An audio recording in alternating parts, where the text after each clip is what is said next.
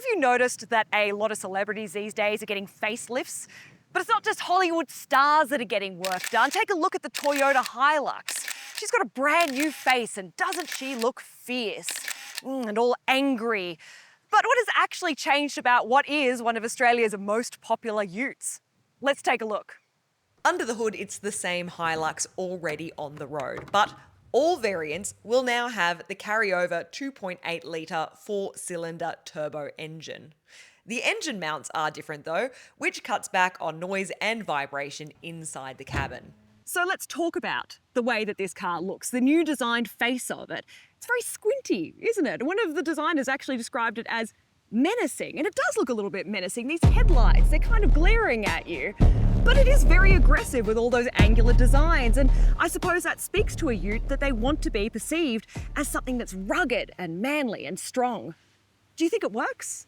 Come check this out. It's a new step. This wasn't here before, and now it is. Do you care about that? I don't really care about that, but maybe it means something to you. Hey, it's actually pretty comfortable in here. You've got nice soft carpet, which means that your things won't slide around and make a noise, but if you don't like that, don't worry, it comes right off. It was a local Australian team that took the lead on the HiLux design. This car was tuned with our needs and our tough driving conditions in mind. Toyota says that this HiLux is their most Australian yet, and they're really committing to the bit. Just take a look at those kangaroos over there. I saw them ship them in about an hour ago. They all came in on a bus. They weren't there, I swear to God, before they brought them here for this launch. Also, this car spent at least a couple of hours in hair and makeup, getting that dirt strategically put on. Very convincing stuff. It's not just the outside of this car that looks different. The interior's changed a bit as well. The dimensions are the same, but you might notice that we've got a few changes here, especially with the screens. I mean, the Rogue variant, we've got a nice big central screen here, which comes with Apple CarPlay, you'll be pleased to know. And you've also got a digital display here across the steering wheel, which is nice to see. The instrument displays are also set up in a way that it's just a bit more functional, but they haven't gotten rid of physical buttons altogether, which I am also very pleased to see. I do hate having to navigate air conditioning through central screens.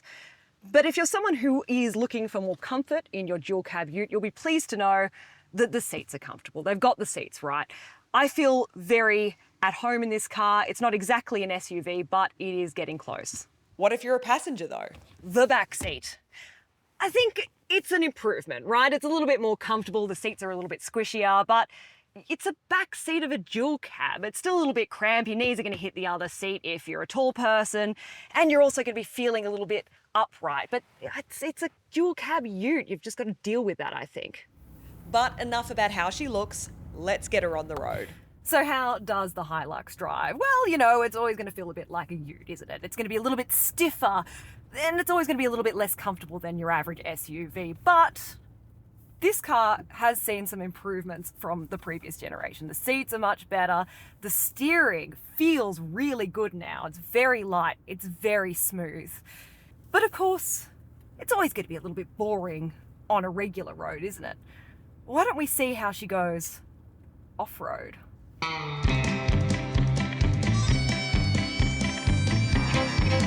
What can I say? Any of the 4x4 HiLux models are so fun when you get off the tarmac. Even a total novice has a good chance of making it through technical trails, so long as they take it slow and steady. What you'll really notice in these conditions is, again, the changes to the steering. Toyota has moved from hydraulic to electric power steering in this model, meaning that you're not going to get as many violent shocks coming through the steering column. It just feels so effortless. But that's just what you'd already expect from the HiLux. So the message seems to be here, if it ain't broke, then don't fix it. It's not like Toyota has redesigned the wheel here, and honestly, why would they? This is a car that Australians already love. So it's a bit of a nip here and a tuck there, just to make the ride a bit more comfortable and to make the drive a bit more comfortable. And the result is they've got a car that's going to be competitive for a bit longer in what is becoming a very crowded market.